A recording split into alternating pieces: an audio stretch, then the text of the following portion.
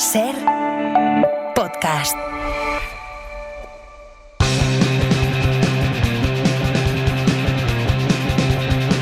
Hoy por hoy Magazine.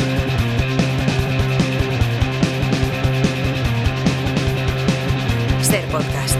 ¿Qué significa la palabra tú? ¿Qué significa la palabra hogar? ¿Qué significa la palabra ser? ¿Qué significa la palabra estar? ¿Qué significa que no sientes nada? En nuestra clase semanal con Lola Pons vamos a tocar la lengua, pero desde un punto de vista sensorial. Hablaremos del sentido del tacto y de cómo se refleja en nuestra forma de hablar a través de expresiones y con palabras. Hola Lola, buenos días. Buenos días, querido. Vamos a empezar por lo básico. ¿De dónde viene tocar? Mira, tocar tiene una historia preciosa. Imagina que quieres imitar el sonido de que estás llamando a la puerta. Pues seguramente diría toc toc, ¿no? Toc toc, sí. Pues ahí, de ese toc toc viene tocar. O sea, viene de ahí, del de toc ahí, toc. de la onomatopeya de golpear la puerta, de ahí de ser recrear el sonido de un objeto golpeado, que puede ser una puerta, esperamos que también puede ser una campana, por ejemplo. El primer significado fue ese, el de golpear, pero claro, como para golpear inevitablemente hay que dar con la mano en una superficie, o sea, hay que tocar, pues de ahí se extendió el significado de tocar como poner la mano sobre algo, con todos sus derivados. Hay otro verbo que tiene que ver con el tacto, que es tentar, como cuando alguien tiene fiebre y le tentamos la fiebre, pero podríamos decir tocar también. Sí, fíjate, así como tocar viene de esa onomatopeya, tentar sí es un verbo latino, no es un invento de las lenguas hijas del latín. Viene del latín temptare, tiene una P en medio, temptare, que significaba palpar y que también se da en otras lenguas, no solo en el castellano. Se usa también en el sentido de la moralidad. Un derivado de tentar son las tentaciones, ¿no? Una tentación es un intento. Sí. Y el otro verbo latino para tocar era palpar, del latín palpare, que era tocar más levemente. Pero claro, desde luego, entre tocar, tentar y palpar, el más general en español es tocar. Tocar, que se usa también pues para los instrumentos, tocar la guitarra, tocar una canción. La pregunta aquí es por qué no se dice jugar, que es lo que pasa en el inglés o en el francés, que dicen, por ejemplo, en inglés, to play guitar, tocar la guitarra. Sí es cierto que lo de usar jugar para instrumentos musicales se da en muchas lenguas, y no solo en las lenguas que vienen del latín, pues también lo hace el alemán, spielen, lo hace el ruso, lo hace el húngaro. No todas las lenguas hijas del latín dicen jugar. Por ejemplo, el italiano dice sonar, suonare, ¿no? Suonar un instrumento. Pero en general es muy común usar jugar en el sentido de interpretar. No es tanto que conciban la música como un juego, sino que el juego es una interpretación donde uno hace de algo, ¿no? Nosotros decimos en español tocar la guitarra, pero antes decíamos tañer del latín tangere. Tañer un instrumento era tocarlo. Yo creo que este verbo hoy se usa sobre todo para tañer las campanas, ¿no? Ahora que estamos en esta semana de los cónclaves, y su derivado de atañer. Esto atañe a algo, o sea, esto afecta, esto toca a algo.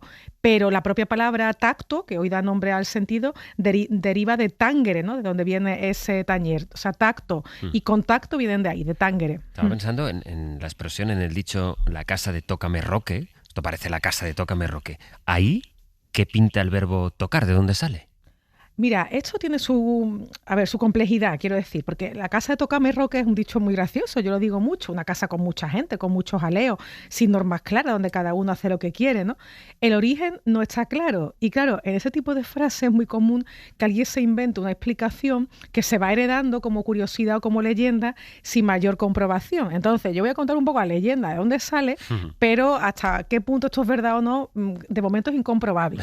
Entonces, la leyenda dice que en Madrid, al final de la calle de Barquillo, atención oyentes de la calle Barquillo con la calle Belén en Madrid, pues ahí había una vivienda muy populosa con normas así muy... La típica corrala, ¿no? Normas muy lasas, donde había muchas riñas, entre ellas las de los hermanos Roque y Juan, que los dos no se llevaban muy bien, y competían por ver quiénes eran los propietarios de la casa. Me toca a mí, que me toca a mí, y al contrario es, o sea, con el pronombre al final, tócame a mí, ¿no? Tócame a mí. La hipótesis a mí me suena un poco a cuento, la verdad, pero esta leyenda llegó a la literatura y desde el siglo XVIII se documenta lo de la casa de Tócame Roque. Está en Galdós, en fin, que tiene una historia muy larga, este dicho de origen difícil. ¿Y la expresión o la manera de referirnos a alguien que está afectado por algo, decir está tocado? Sí, de estar tocado, es verdad. Eso es un eufemismo. Tocado, antes se decía sobre todo a las personas que estaban un poco trastornadas mentalmente, ¿no? El medio loco era el tocado. También las personas con discapacidad, de las que se decía que estaban tocados de la mano de Dios.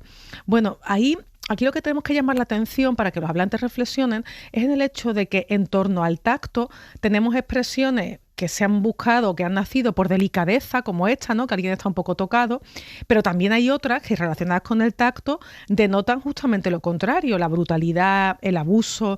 No podemos hablar del tacto sin mencionar, por ejemplo, todo lo que deriva de la palabra mano. Verbos como manejar, mantener, manipular. La idea es que todo lo que tú puedes sujetar con las manos está bajo tu control. También manosear, verbo feísimo, que usamos al menos desde el siglo XVII. O una expresión que no sé si es muy común hoy, pero yo la escuchaba antes más, que era dar una soba, que era pegar, pero pegar, dar una paliza, porque deriva de sobar, otro verbo horrible y viejísimo. Sobar era dar de golpes a alguien. Incluso la herida que a veces nos hacemos en el pie por un zapato nuevo se llamaba sobadura, que en algunos sitios llamaban cebadura. O sea que tocar da lugar a expresiones más agradables y otras, la verdad, bastante feas. Hay luego, Lola, un verso muy conocido, Juan Ramón Jiménez, que es no le toques ya más, que así es la rosa, es no le toques sino no la toques, lo que no sé es por qué. Sí, es verdad, el verso es no le toques ya más, que así es la rosa. Y es, como dicen, no le toques, y no es un leísmo, porque Juan Ramón Jiménez es andaluz, y en andaluz el leísmo es una cosa muy reciente que ha llegado en los últimos 50 años. Ese le suponemos que alude, bueno, hay muchas interpretaciones, pero se ha dicho que puede aludir a algo que está elíptico, que está sobreentendido, como si decimos, no le toques el aspecto, o no le toques el pétalo a la rosa, o incluso figuradamente, no toques como no fuerces, quítale ropajes, porque lo que ese verso está defendiendo, lo que está encomiando es la simplicidad, es una recomendación de simplicidad, que a mí cuando me cuentan la historia esta de los minimalistas, el minimalismo que llega de Estados Unidos, todos los cuentos estos, yo me río y digo, mira, es que el minimalismo antes nació con la poesía pura y con Juan Ramón Jiménez y con no le toques ya más, que así es la rosa, pero en fin. ¿Y el tacto es, dirías, una fuente de comunicación entre personas con discapacidad? Claro, el tacto es un idioma, también puede serlo. O sea, aquí tenemos que nombrar a las personas que tienen sordoceguera, o sea, que son sordos y ciegos simultáneamente.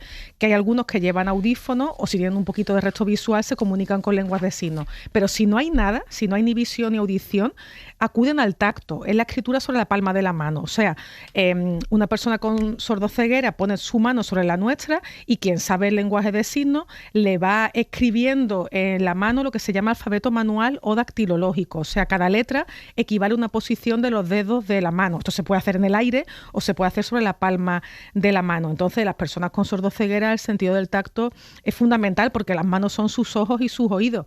El Día de las Personas Sordociegas es el 27 de junio, pero mira, a mí me parece bien que no esperemos a ese día, ¿no? Para acordarnos de ellos también hoy hablando del tacto. Pues toda la razón.